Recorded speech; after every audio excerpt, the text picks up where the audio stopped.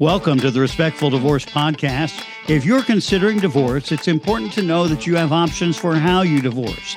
On the Respectful Divorce Podcast, we explore those options and provide advice from divorce professionals. I'm your host, Tim Crouch, and today we're talking with Texas collaborative divorce attorney Richard Shannon with Shannon Family Law in Austin. Richard, thanks for joining us today. Happy to be with you, Tim. So, divorce.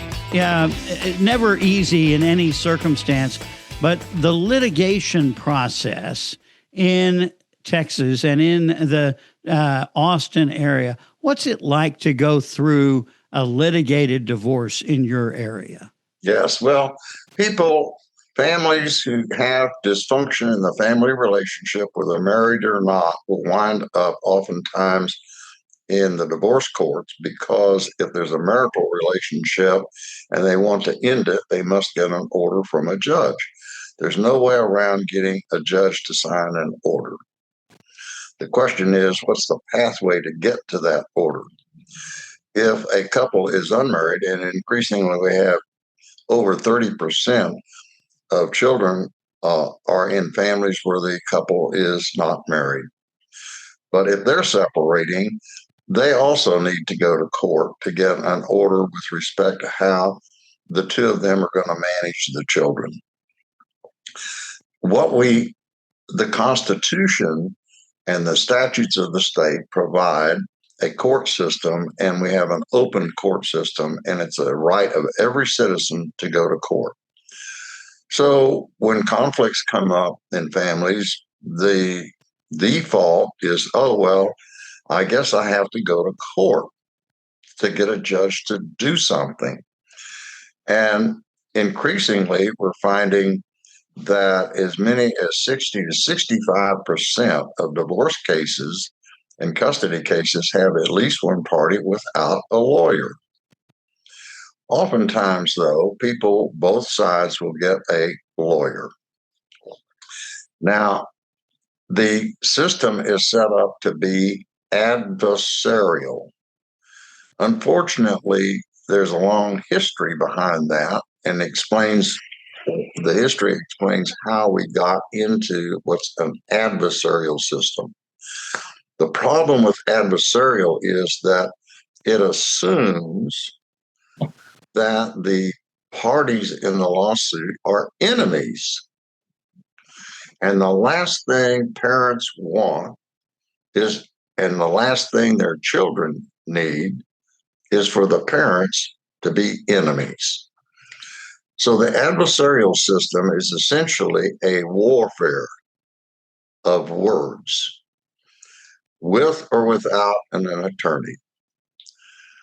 Some think the reason so many people are now going to court without a lawyer is because they believe that the lawyers become part of the problem rather than part of the solution. Why? Because the law schools train lawyers to be advocates in an adversarial system.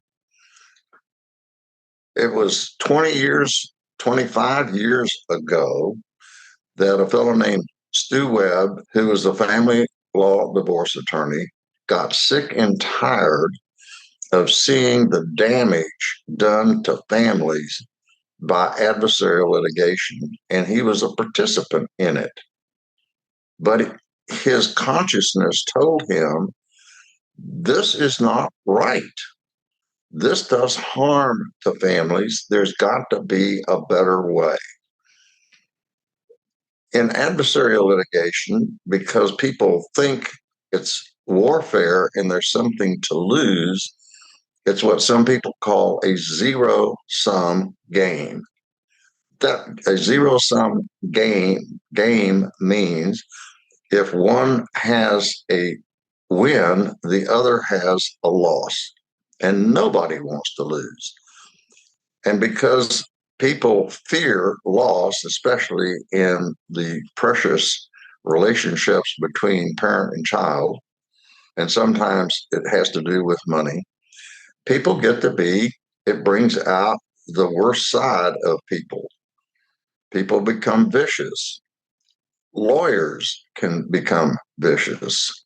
Lawyers can also play a game of let's you and her or him fight so we can make money. All of which is not good for the family and not good for the legal profession and reputation of lawyers. I once read a study that indicated that in the general public, how do you regard lawyers? And it was a very interesting response. If you were thinking about the other party's lawyer, you thought they were lower than a used car salesman. Hopefully, you're not a used car salesman listening to this, but unfortunately, that was the metaphor that was used. On the other hand, if they ask about their lawyer, oh, well, my lawyer walks on water because they're fighting for me. So what did Stu Webb come up with? He said, look, having this war of words, having this zero-sum game, there's got to be another way, and what is it? And he wrote a letter to a friend of his who was a judge on the Minnesota Supreme Court, and that started this whole movement called collaborative law. So how does collaborative law contrast with adversarial litigation? Collaborative law is the complete reversal of adversarial litigation. Number one, in every divorce case, you go through phases of, first of all, engaging with the process and learning what it's like. Number two, you gather information. Number three, you then take that information and you have issues, things that have to be decided, decision points. And then you have to go through various options and figure out, well, what is going to be the best solution? In the adversarial system, it's fight, fight, fight at every stage. In collaborative law, as I said, it's a complete opposite. How does it get to be different? First of all, it's voluntary. The parties, usually through the attorney they contact, will find out about collaborative law is a different way to do their divorce or custody case. Lawyers have an ethical obligation to tell clients about all of the options and pathways to get to a court order signed by a judge. In collaborative law, the parties and the attorneys sign a document called a participation agreement. The participation agreement is a very detailed document that says that this is how we're going to do things. And it forms a container. And the structure of the container is one that makes it safe to do things without fear that you're going to get hurt by making disclosures. As the model developed, lawyers came to realize that they needed others to assist the process. And so now, typically, at least in Texas, and it varies from one state to another, the lawyers will engage a mental health professional person as a neutral. And that person becomes facilitator of the process. So the lawyers are not they're not facilitating the process. The mental health professional is. Now, the mental health professional is not there to provide therapeutic services. They're not in a therapeutic role. But they do have the value of looking at the relationships through the lens of psychology. And oftentimes mental health professional will have a lot of knowledge about child developmental needs and can serve as a neutral expert to assist the parents in their decision making with regard to how they want to handle raising the children living in separate households. And then in especially in divorce cases, less so in custody cases, you'll have a neutral financial professional who will assist the parties in dealing with financial issues. Now, one of the things that drives up the cost in adversarial litigation is that you don't have these neutrals. Instead, each side, if they need experts, will hire their own expert, and it's kind of like the expert who's a hired gun, and then you have a battle of the experts. In litigation, you also get information through formal discovery, which is very expensive, very tedious, and drives up the cost of the case. In collaborative, the participation agreement says we are going to voluntarily exchange all information that's material and relevant to what we're talking about. You don't have to ask for it. We're going to give it to the team. In collaborative, the professionals, this would typically be two lawyers, a mental health professional neutral, as I mentioned, and a financial professional neutral, would act as the professional team. The function and purpose of the professional team is to help the parties go through a information gathering, decision making process. Everyone is there in a role, a specialized role, but everyone is also a facilitator. And that facilitation means helping the parties reach an agreement. Another major distinction is that the collaborative law process is centered on the clients. It's client-centered. In litigation, clients think they're going to have their day in court, but that's an illusion. It's not their day in court. It's the lawyer's day in court. It's the judge's day in court. They're on the sideline watching, the show go on.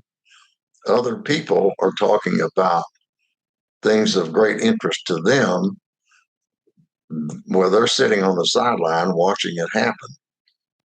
In collaborative, the clients are at the center of the process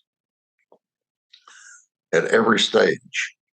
And so they're in collaborative, we have a roadmap in which we start out by getting everybody oriented to this new and different type of way, this process, this way of handling conflict and its resolution.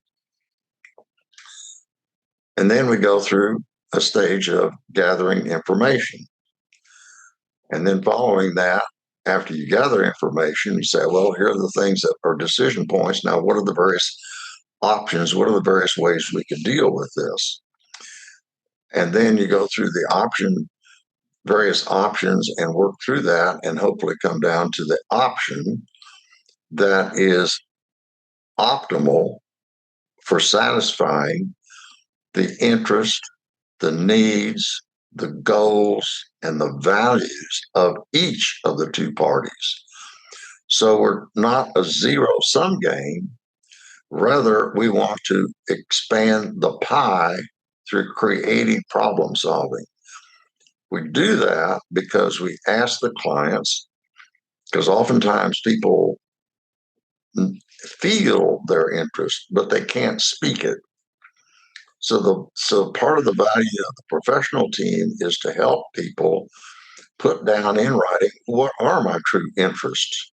What are my needs? What are my concerns? What are my values that I want to protect? And once you have that valuable information, then the team can support the decision-making process so that each party feels like I didn't get everything I wanted, but I got the things that were most important to me. I got most of my interest and my needs satisfied. The lawyers in collaborative law are committed to getting an agreement. And the participation agreement has something called opting out. And what this means is that if this voluntary process is ended, and anybody can end it, if it breaks down and it's not working, the parties or the lawyers. But if it is ended without an agreement, the lawyers cannot represent those parties in litigation. This is a very important feature. Why? Because you don't want lawyers, which often happens in adversarial litigation, playing a negotiation game that is hard-nosed, power-driven, making it difficult to get to agreement. Why? Because it drives up the billing. They can subtly sabotage the negotiation process. If there's no gain by sabotaging the process in collaborative and kicking it out and then litigating it in court, it takes away any motivation that might exist in somebody's mind to play that game. Now, most of the professionals, the lawyers who go into collaborative law, go through basic training and advanced training, and then they work with other professionals and learn from the practice of other professionals. So it's a learning community. And in that process, lawyers, especially lawyers, must make a mind shift. What is that mind shift? They've come through law school. They've learned how to research the law. They've learned how to write briefs. They've learned how to make oral arguments, and it's all adversarial. I've got to win for my client. That's the mindset most lawyers when you come out of law school, that's the mindset most lawyers have, because that's how they've been trained. This is what we do. This is what we're supposed to do. Collaborative law, you've got to shed that mindset and get a new mindset. And the new mindset is one of being a collaborative, creative problem solver for the benefit of the clients. So let me ask you, Richard, about that part of the process. Then, it changes the tone of the conversation, right? Tone is very important. You see, what I've experienced in my practice is that lawyers are trained to deal with legal issues. But people who are in a family relationship don't think about legal issues. You don't manage your family relationships by thinking about legal issues. You manage it in a very different way. You manage your relationships. Well, sometimes there's harmony, sometimes there's some friction, sometimes people, and there's friction in every family. There's no conflict-free family. Every family's going to have it. The big question, how do I handle the conflict? So people maybe have bitter feelings. Maybe they have hurt feelings. They may have a lot of negative emotions. The collaborative process is a safe container for those negative emotions. And so the tone is one of, whatever your negative emotion is, it's okay to express it here. But then let's get to the bottom of it. So the whole tone is one of acceptance of the person as they are, but then helping them shift their point of view. That's what the process does. So it has an element of what we would say is compassion. Compassion is, you may not agree with what the other person is saying or doing, but you sort of understand, you can put yourself in their position and walk in their shoes a little bit and have compassion for them. And it becomes a much more respectful way of handling the process, right? Well, absolutely, respect is at the core of it. Respect, compassion. It's not necessarily, it's kind, but that doesn't mean it's kumbaya. Everybody's suddenly going to like one another. It's not necessarily we're friends now, but it does have that foundation of mutual respect. And it supports the building of mutual respect, and it supports the building of trust. Because when people come out of a divorcing process or come out of a custody fight, you want them to have a higher level of trust. The professionals are not going to be, thank God, in their life forever, billing forever. Clients are especially interested in that last piece. And so they're learning new ways to handle their conflicts and get a resolution on their own without having to get professionals or the courts involved. And this is where we want them to be. So we're doing this podcast in advance of Divorce with Respect Week, which is coming up March 1st through 8th. And during Divorce with Respect Week, people can contact you or other collaborative professionals, the divorce coaches or mental health professionals, financial professionals, to get questions answered about the divorce process and about the collaborative process. If someone schedules a consultation with you, what can they expect to learn? Well, first of all, there's no upfront fee, and there's no obligation to hire. We want in our consultation to first get acquainted with the person and know why they have a problem in their life that is seeking some kind of legal help. And once we learn that, then we can figure out, okay, as a lawyer, this is what you need from the legal system, which is basically you're going to have to get to some kind of a court order. Then we can do what I'm doing in this podcast is contrast for them and inform them about collaborative law and why they're going to be better served by voluntarily stepping into this collaborative law container versus trying to duke it out in court with a war of words. And in terms of cost, nobody ever really knows. Nobody knows when you start a lawsuit what it's going to cost you because there are too many moves on the chessboard. And so it's difficult also in collaborative law to estimate the cost. Now, you do have four professionals at the very beginning.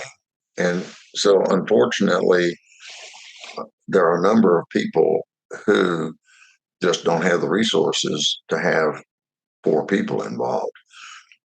Even though collaborative would be better for them, they don't have the resources. So I don't know. We don't know how to answer that problem. But it's still, but even with those other professionals involved, their hourly rate is well below the rates of the attorneys, and so economically, it's more efficient, right? I think so because the lawyers want the neutrals to work with the clients without lawyers being present. And so oftentimes clients, they work with the mental health professional on, say, child issues and a parenting plan, and they work with a financial professional offline without the lawyers on financial issues. And oftentimes they get close to or come to an agreement. And then the lawyers come in and say, yeah, that from a legal standpoint looks okay, or you might fine tune it. But you're right. The process can work with a lot of the time spent not with all four, but offline, so to speak, with either one of those neutrals. I will say that in the collaborative process, decisions are made in joint meetings, the clients, the lawyers, and the neutrals. But there's a whole workup by the professional team to get there. We have an agenda, so everybody knows what we're going to talk about. We have a time limit. It's a very business-like structure. So if someone wants to learn more about you, Richard, or reach out to you directly, what's the best way to get a hold of you and to learn more about you? Well, our website is shannonfamilylaw.com. And also they can email us at richard@shannonfamilylaw.com. And they can telephone us at 512-733-8259. So that phone number again is 512-733-8259. And we will put all of that information in the show notes as well, with links to the website. Richard, thanks for joining us today on the Respectful Divorce Podcast. Well, I would say as a final parting word, Tim, because I'm chairing a team, an innovation team, looking at how the collaborative model has been adopted over this past 25 years. And what we found out is that it's spread far and wide throughout the 50 states and actually in some 26 foreign countries. But use in the marketplace so far has been pretty veneer thin.